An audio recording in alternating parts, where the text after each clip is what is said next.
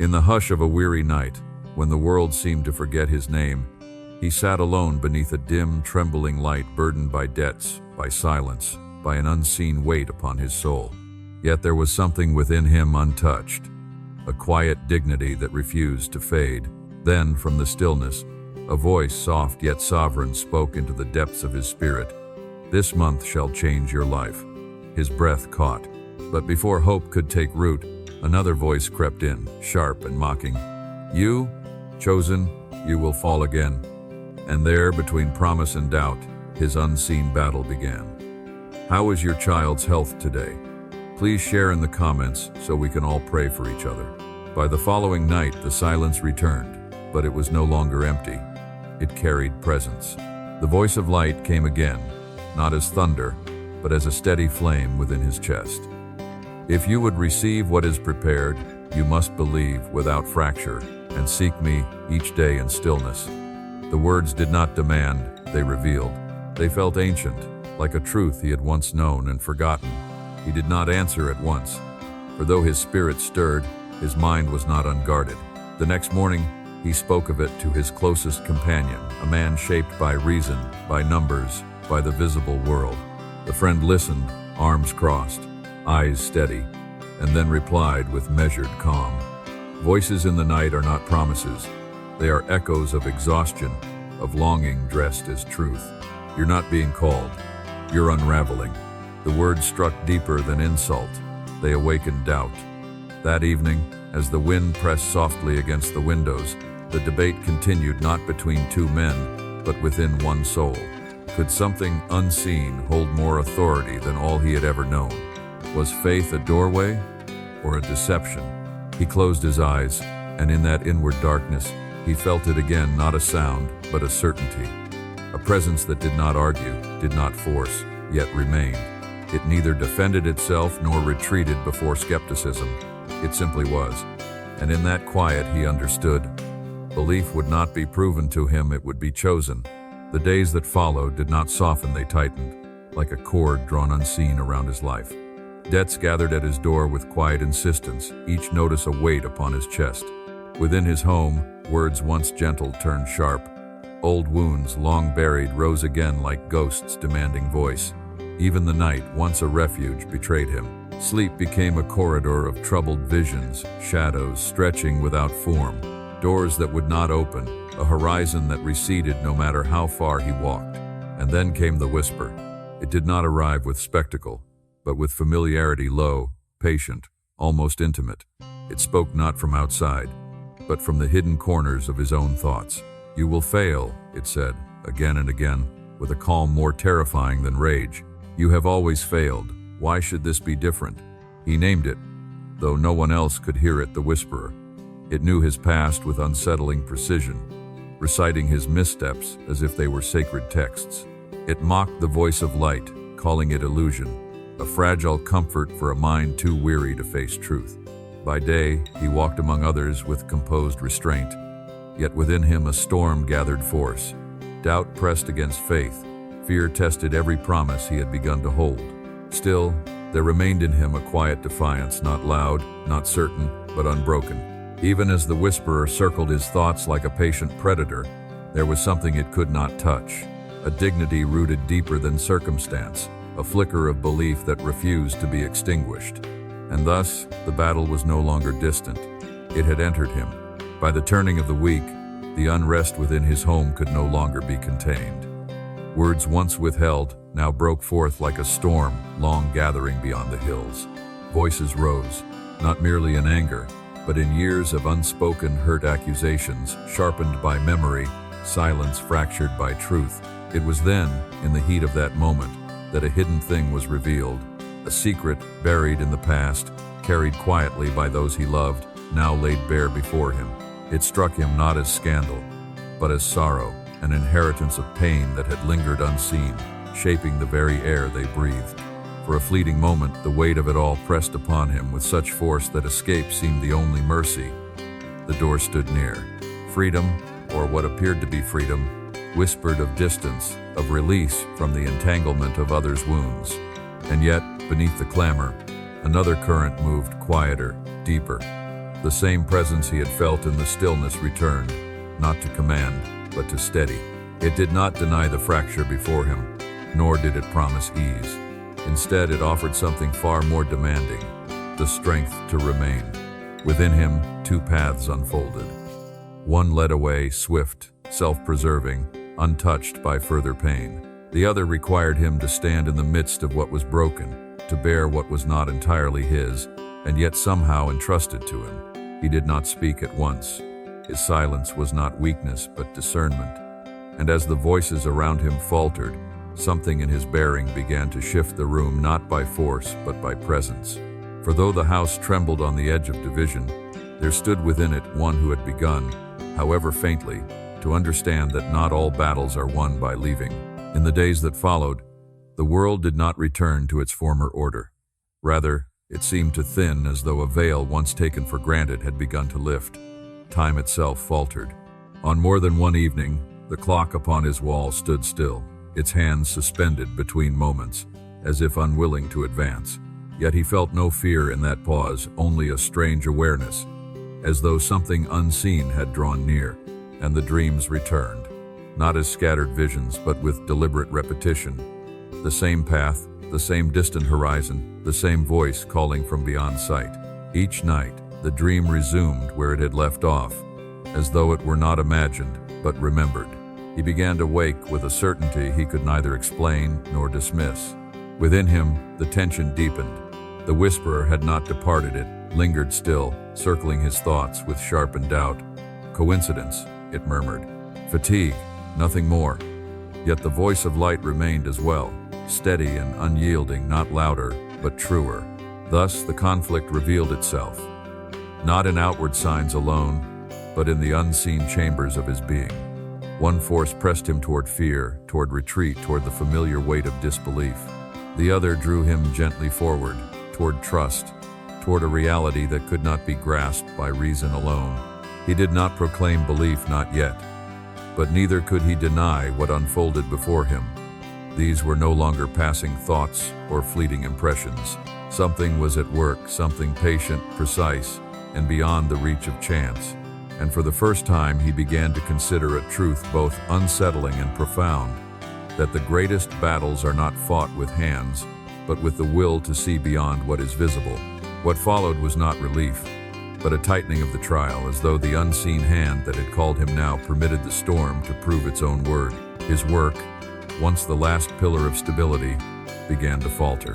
Agreements dissolved without warning, opportunities slipped through his grasp like water, and the effort of many months yielded nothing but silence. It was not merely loss, it was erosion, quiet, relentless, and without explanation. Worse still came from where he had expected shelter. A trust he had given freely was returned with betrayal. Words spoken in confidence resurfaced in distorted form, and the fracture it caused cut deeper than any financial wound. In those moments, the world appeared to confirm every doubt that had ever been whispered against him. His friend, the man of reason, returned then, not with anger, but with a calm that carried its own severity.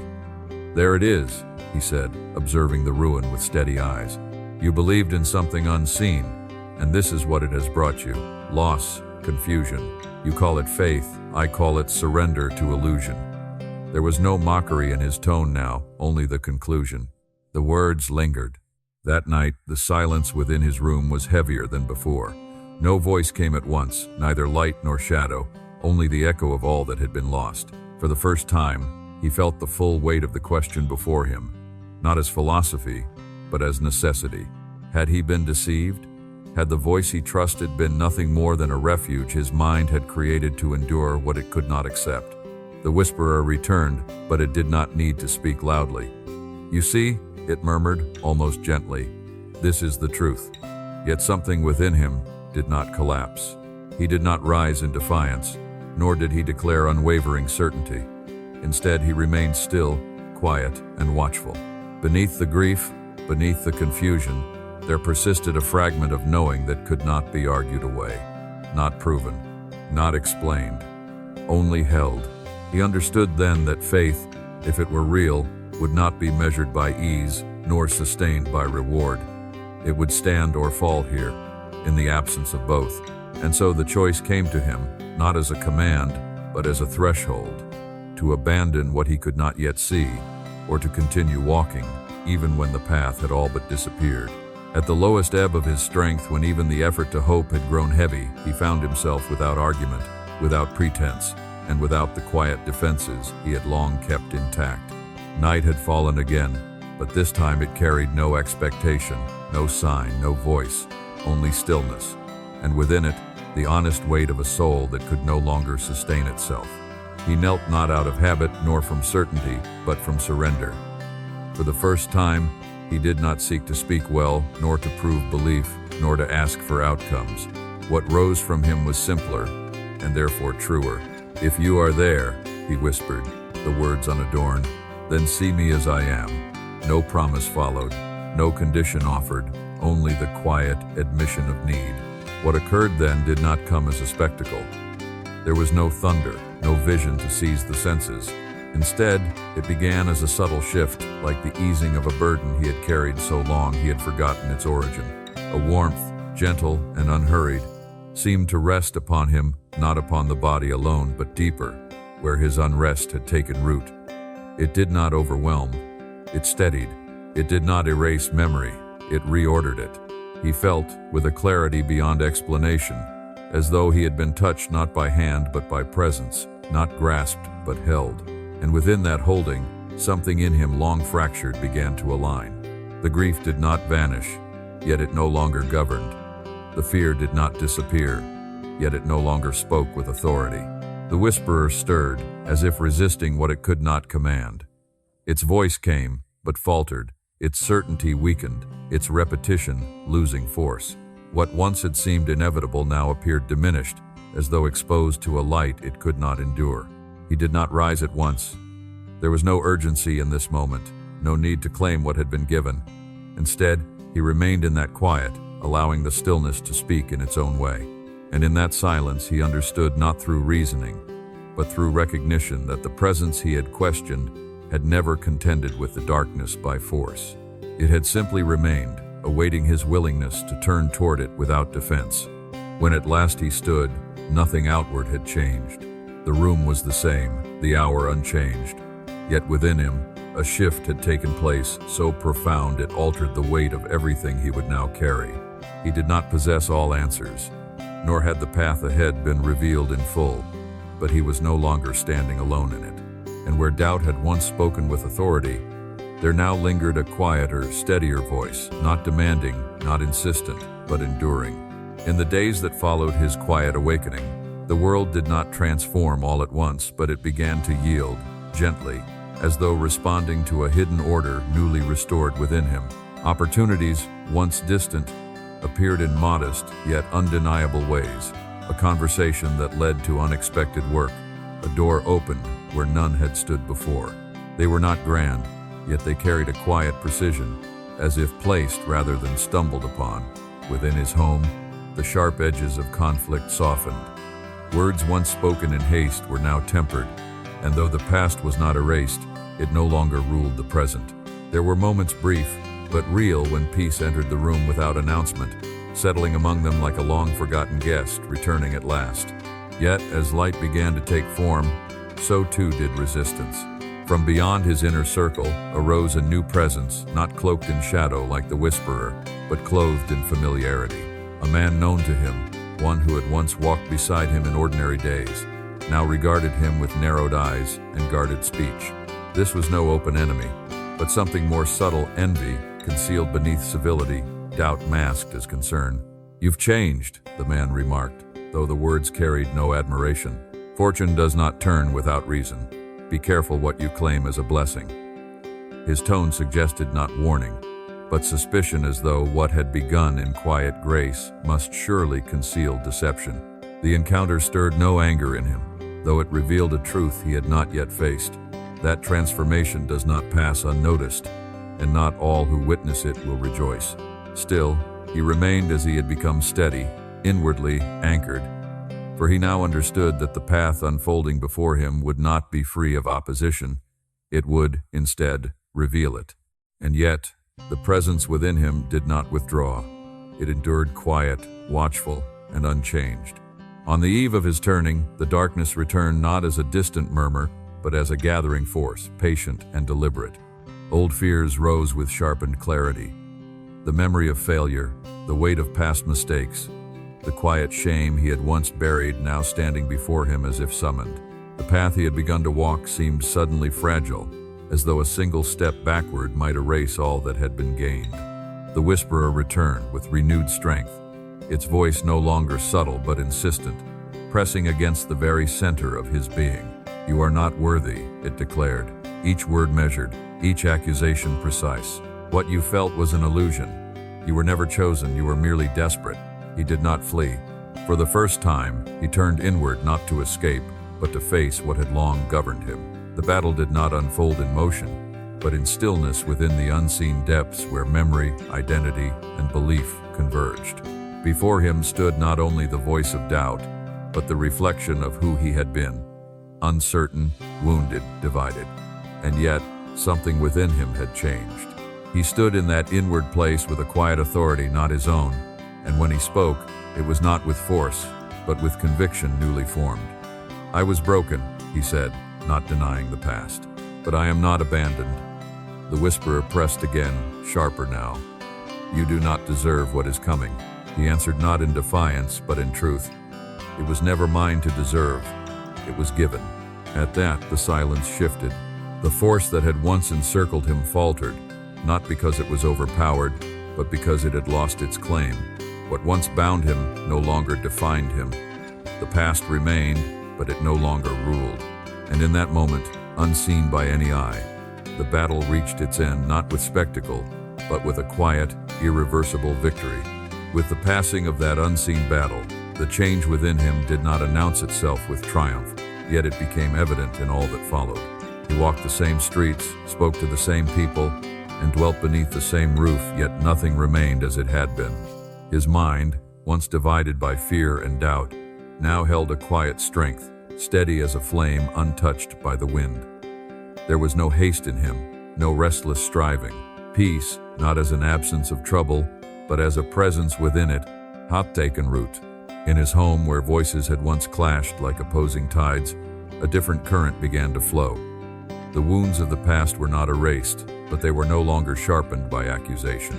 Understanding, long delayed, found its place among them. Where there had been distance, there came a careful nearness. Where there had been silence, a willingness to listen. It was not perfection, but it was healing, and it endured. Beyond those walls, the world too began to respond. Opportunities once withheld now appeared with a quiet order, as though aligned with a path he had only just begun to perceive. His efforts bore fruit not suddenly, nor without labor, but with a clarity that removed the confusion he had once known. What came to him was not merely provision, but purpose. Yet the greatest change was not in what he received, but in what he became. Those who encountered him could not always name it, but they sensed it, a stillness, a certainty, a presence that seemed to extend beyond the man himself. In moments of another's doubt, his words carried weight. In the midst of another's unrest, his calm remained. He did not claim authority, yet it was recognized. He did not seek to lead, yet others followed. For he had come to understand that what had been given to him was not his to keep alone. Thus, he spoke not loudly, nor with urgency, but with the quiet conviction of one who has endured and seen, and in doing so, he became what he had once sought, a bearer of light in places where certainty had failed. His journey had not ended. It had only changed its purpose. And ahead of him, though unseen, lay further paths, each carrying the same quiet call that had once found him in the dark. At its core, this story reminds us that transformation rarely begins in comfort. It often starts in confusion, pressure, and quiet despair. The first lesson is that faith is not about instant results, but about choosing to trust even when nothing seems to change. Many people give up at the exact moment they are being tested. The second lesson is that your greatest battle is internal. Fear, doubt, and negative thoughts can be more destructive than any external obstacle. Learning to recognize and confront them is a turning point. Third, healing begins with honesty. When you stop pretending and face your pain, growth becomes possible. The story also emphasizes the importance of family and relationships. reminding us that true strength includes the courage to repair, not just escape. Finally, it teaches that real success is not just material gain, but inner peace, clarity, and purpose. When you change from within, opportunities and direction naturally follow. For young and middle-aged people navigating uncertainty, the message is clear. Stay grounded, stay patient, and keep moving forward, even when the path is unclear. Thanks for watching. If you like the video, please like and comment one if you find the story meaningful. Don't forget to subscribe to the channel to follow more similar stories. See you in the next part.